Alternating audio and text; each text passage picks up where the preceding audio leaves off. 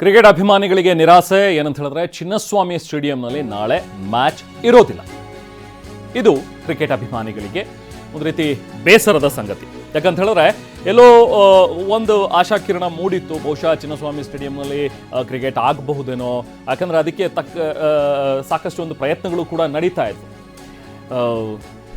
ವಿಜಯ್ ಹಜಾರೆ ಟ್ರೋಫಿಯ ಒಂದು ಪಂದ್ಯ ನಡಿಬೇಕಾಗಿತ್ತು. ಇನ್ಫ್ಯಾಕ್ಟ್ ಹೇಳ್ತಾ ಇದ್ರು ಎಲ್ಲವೂ ಸರಿ ಆದರೆ ಬಹುಶಃ ಈಗಾಗಲೇ ಏನು ಸಮಿತಿಯನ್ನು ಕೂಡ ರಚನೆ ಮಾಡಿದ್ರಲ್ಲ, ಒನ್ ಪಾರ್ಕ್ ಪೊಲೀಸರ ಒಂದು ತಂಡ, ಒಂದು ಸಮಿತಿ ರಚನೆ ಆಗಿತ್ತು.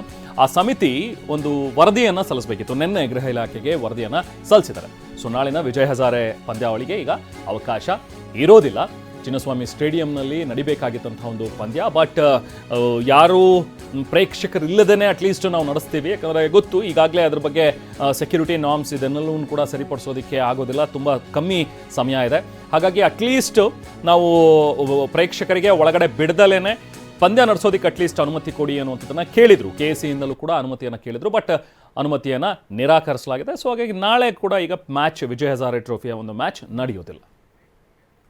ನಿಮ್ಮವ್ರಿಗೆ ಸ್ವಲ್ಪ ಗೊಂದಲ ಇರ್ಬೋದು, ಪರ್ಮಿಷನ್ ಇದೆ ಇಲ್ವಾ ಕೆಲವರು ಕೇಳ್ತಾ ಇದ್ದಾರೆ ಪರ್ಮಿಷನ್ ಬಗ್ಗೆ. ಕ್ರಿಕೆಟ್ ಇದರಲ್ಲಿ ಏನು ಕನ್ಫ್ಯೂಷನ್ ಇಲ್ಲ. ನಿನ್ನೆ ನಿಮಗೆ ಗೊತ್ತಿದೆ ನಮ್ಮ ಕಮಿಟಿ ಅವರೆಲ್ಲ ಹೋಗಿದ್ರು, ಅಲ್ಲಿ ಕಮಿಟಿದು ರೆಕಮೆಂಡೇಶನ್ ಆದ ಮೇಲೆ ಪರ್ಮಿಷನ್ ರಿಜೆಕ್ಟ್ ಆಗಿದೆ. ಸೊ ನಾಳೆ ಯಾವುದು ಮ್ಯಾಚ್ ಇಲ್ಲ ಅಲ್ಲಿ. ಅಂಡ್ ನಿಮ್ಮವ್ರಿಗೆ ಸ್ವಲ್ಪ ಗೊಂದಲ ಇರ್ಬೋದು, ಪರ್ಮಿಷನ್ ಇದೆ ಇಲ್ವಾ ಕೆಲವರು ಕೇಳ್ತಾ ಇದ್ದಾರೆ ಪರ್ಮಿಷನ್ ಬಗ್ಗೆ. ಕ್ರಿಕೆಟ್ ಇದರಲ್ಲಿ ಏನು ಕನ್ಫ್ಯೂಷನ್ ಇಲ್ಲ. ನಿನ್ನೆ ನಿಮಗೆ ಗೊತ್ತಿದೆ ನಮ್ಮ ಕಮಿಟಿ ಅವರೆಲ್ಲ ಹೋಗಿದ್ರು, ಅಲ್ಲಿ ಕಮಿಟಿದು ರೆಕಮೆಂಡೇಶನ್ ಆದ ಮೇಲೆ ಪರ್ಮಿಷನ್ ರಿಜೆಕ್ಟ್ ಆಗಿದೆ. ಸೊ ನಾಳೆ ಯಾವುದು ಮ್ಯಾಚ್ ಇಲ್ಲ ಅಲ್ಲಿ. ಅಂಡ್ ನಿಮ್ಮವ್ರಿಗೆ ಸ್ವಲ್ಪ ಗೊಂದಲ ಇರ್ಬೋದು, ಪರ್ಮಿಷನ್ ಇದೆ ಇಲ್ವಾ ಕೆಲವರು ಕೇಳ್ತಾ ಇದ್ದಾರೆ ಪರ್ಮಿಷನ್ ಬಗ್ಗೆ. ಕ್ರಿಕೆಟ್ ಇದರಲ್ಲಿ ಏನು ಕನ್ಫ್ಯೂಷನ್ ಇಲ್ಲ. ನಿನ್ನೆ ನಿಮಗೆ ಗೊತ್ತಿದೆ ನಮ್ಮ ಕಮಿಟಿ ಅವರೆಲ್ಲ ಹೋಗಿದ್ರು, ಅಲ್ಲಿ ಕಮಿಟಿದು ರೆಕಮೆಂಡೇಶನ್ ಆದ ಮೇಲೆ ಪರ್ಮಿಷನ್ ರಿಜೆಕ್ಟ್ ಆಗಿದೆ. ಸೊ ನಾಳೆ ಯಾವುದು ಮ್ಯಾಚ್ ಇಲ್ಲ ಅಲ್ಲಿ. ಹೋಗ್ತಾ ಇದೆ.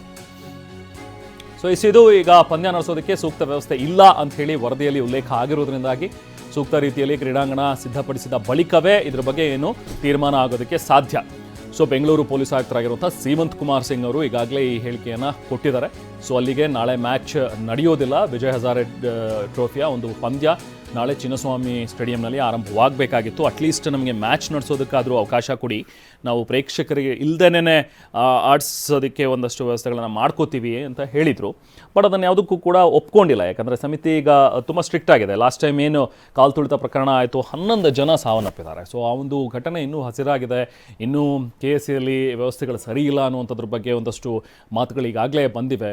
ಇಷ್ಟು ಬೇಗ ಆಲ್ ಆಫ್ ಎ ಸಡನ್ ಎಲ್ಲವೂ ಸರಿ ಹೋಗ್ಬಿಡುತ್ತೆ, ಅದನ್ನು ನಾವು ಒಪ್ಕೊಂಡು ಹೌದು ಪರ್ಮಿಷನ್ ಕೊಟ್ಬಿಡ್ತೀವಿ ಅಂತ ಹೇಳಿದ್ರೆ ಮುಂದೆ ಖಂಡಿತವಾಗ್ಲೂ ತೊಂದರೆ ಆಗುತ್ತೆ. ಸೊ ಹಾಗಾಗಿನೇ ಪೊಲೀಸರು ಈ ಒಂದು ನಿರ್ಧಾರವನ್ನು ಈಗ ಮಾಡಿರುವಂಥದ್ದು. ಅನುಮತಿಯನ್ನು ಕೊಡ್ತಾ ಇಲ್ಲ. ನಾವು ಪ್ರತಿನಿಧಿ ಪ್ರಜ್ವಲ್ ಮತ್ತಷ್ಟು ಡೀಟೇಲ್ಸ್ ನೀಡ್ತಾರೆ. ಎಸ್ ಪ್ರಜ್ವಲ್, ಬಹುಶಃ ಪ್ರೇಕ್ಷಕರಿಲ್ಲದೇ ಬರೀ ಮ್ಯಾಚ್ ನಡೆಸೋದಕ್ಕಾದರೂ ಅನುಮತಿ ಕೊಡಿ ಅನ್ನುವಂಥದ್ದನ್ನು KC ಅವರು ಕೇಳ್ತಾ ಇದ್ರು.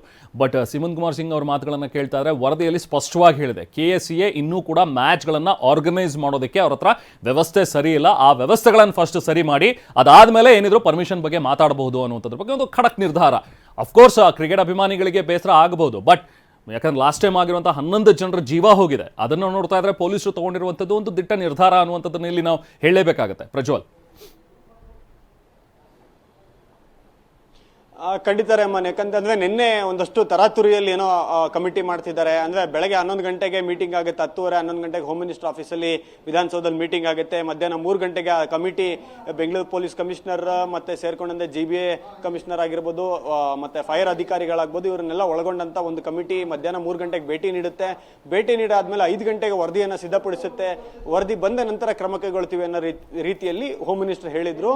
ಮತ್ತೆ ಅದೇ ರೀತಿಯಾಗಿ ಆಕ್ಟ್ ಆಯ್ತು ನಿನ್ನೆ ಸಹಿತ. ಅವಾಗ ಎಲ್ರಿಗೂ ಅನ್ಸಿದ್ದೇನಂತ ಅಂದ್ರೆ ಏನಿದು ಇಷ್ಟು ಫಾಸ್ಟ್ ಆಗಿ ಮಾಡ್ತಿದ್ದಾರೆ, ಮಧ್ಯಾಹ್ನ 3 ಗಂಟೆಗೆಲ್ಲ ಭೇಟಿ ನೀಡಿ 5 ಗಂಟೆಗೆ ವರದಿ ಕೊಡ್ತಾರ ನಮ್ಮ ರಾಜ್ಯದಲ್ಲಿ ಸರ್ಕಾರಿ ಅಧಿಕಾರಿಗಳು ಅನ್ನೋ ನಿಟ್ಟಿನಲ್ಲೆಲ್ಲ ಚರ್ಚೆ ಆಯ್ತು.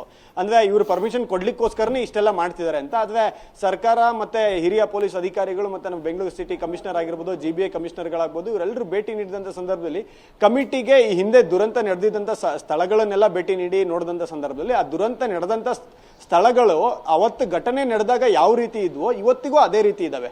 ಅಂದ್ರೆ ಲೈಕ್ ಅವತ್ತು ಯಾವ ಗೇಟ್ ನಲ್ಲಿ ಜನರು ಒಬ್ಬೊಬ್ಬರೇ ಒಳಗೋಗಿ ಒಳಗಡೆ ಹೋಗಕ್ಕಾಗದೆ ಸಿಕ್ಕಾಕೊಂಡು ಸತ್ತೋದ್ರು, ಇವತ್ತು ಸಹಿತ ಗೇಟಿನ ಪರಿಸ್ಥಿತಿ ಅದೇ ರೀತಿ ಇದೆ. ಆ ಕಾಂಪೌಂಡ್ ಅನ್ನ ಒಡೆದಾಕಿ ಗೇಟಿನ ಅಗಲೀಕರಣವನ್ನ ಮಾಡಿ ಮತ್ತೆ ಜನ ಬಂದಂತವ್ರಿಗೆ ಹೋದಂತವ್ರಿಗೆ ಒಳಗಡೆ ಹೊರಗಡೆ ಹೋಗ್ಲಿಕ್ಕೆ ಆಕ್ಸೆಸ್ ಅನ್ನ ಈಸಿಯಾಗಿ ವ್ಯವಸ್ಥಿತವಾಗಿ ಸೇಫ್ಟಿಯಾಗಿ ಮಾಡಬೇಕಾಗಿದ್ದಂಥದ್ದು ಇಲ್ಲ. ಮತ್ತೆ ಫೈರ್ ಇಂಜಿನ್ನಿನ ವಾಹನಗಳು ಏನಿದಾವೆ ಕ್ರೀಡಾಂಗಣದ ಸುತ್ತಮುತ್ತ ಓಡಾಡಬೇಕು, ಮತ್ತೆ ಕ್ರೀಡಾಂಗಣದ 90% ಜಾಗವನ್ನ ವಿತ್ ಇನ್ ಫ್ಯೂ ಸೆಕೆಂಡ್ಸ್ ಅಲ್ಲಿ ರೀಚ್ ಆಗುವಂತ ವ್ಯವಸ್ಥೆಯನ್ನ ಮಾಡ್ಕೊಳ್ಬೇಕು. ಇದೆಲ್ಲವೂ ಆಗಿಲ್ಲ ಅಂತ ಅಂದ್ರೆ ಮುಂದೆ ಸಂದಣಿ ಹೆಚ್ಚಾದಾಗ ಸಾವಿರಾರು ಜನ ಸೇರಿದಂತ ಸಂದರ್ಭದಲ್ಲಿ ನುಗ್ಲಾದ್ರೆ ಯಾವ ಕಾರಣಕ್ಕೂ ಮತ್ತೆ ಯಾರನ್ನು ಕಾಪಾಡ್ಕೊಳ್ಳಕ್ಕೆ ಆಗೋದಿಲ್ಲ ಅನ್ನೋ ಒಂದು ಪರಿಸ್ಥಿತಿ ಇತ್ತು. ಅದನ್ನ ಮಾಡಬೇಕಾಗಿತ್ತು.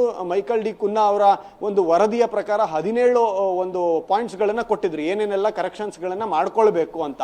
ಆ ಕರೆಕ್ಷನ್ಸ್ ಗಳನ್ನ ಮಾಡ್ಕೊಂಡ್ರೆ ಮಾತ್ರನೇ ಆ ಒಂದು ಕ್ರೀಡಾಂಗಣ ಯೋಗ್ಯವಾಗಿರುತ್ತೆ, ಜನರನ್ನ ಸೇರಿಸಿ ಮ್ಯಾಚ್ ಗಳನ್ನ ಆಯೋಜನೆ ಮಾಡ್ಲಿಕ್ಕೋಸ್ಕರ ಅಂತೇಳಿ. ಮತ್ತೆ ಇನ್ನೊಂದು ವಿಚಾರವನ್ನ ಒಂದು ಗಮನದಲ್ಲಿ ಇಟ್ಕೊಬೇಕು.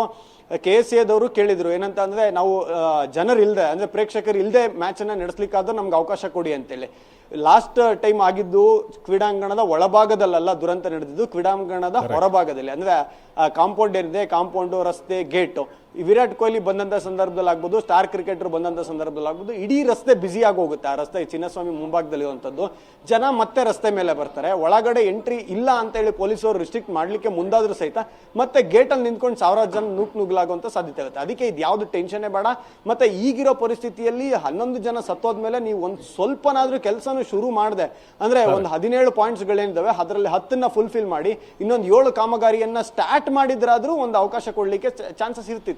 ನೀವು ಏನೇನು ಮಾಡದೆ ನೇರವಾಗಿ ಬಂದು ಅವಕಾಶ ಕೊಡಿ ಅಂತಂದ್ರೆ ಹೇಗ್ ಸಾಧ್ಯ ಅನ್ನೋದು ಕಮಿಟಿಯ ಒಂದು ಅಭಿಪ್ರಾಯ. ಇದನ್ನೇ ವರದಿಯ ರೂಪದಲ್ಲಿ ಗೃಹ ಸಚಿವಾಲಯಕ್ಕೆ ನೀಡಿದ್ದಾರೆ. ಈಗಾಗಲೇ ಪರ್ಮಿಷನ್ ಅನ್ನ ಡಿನೈ ಮಾಡಲಾಗಿದೆ. Rahman. Okay, thank you Prajwal.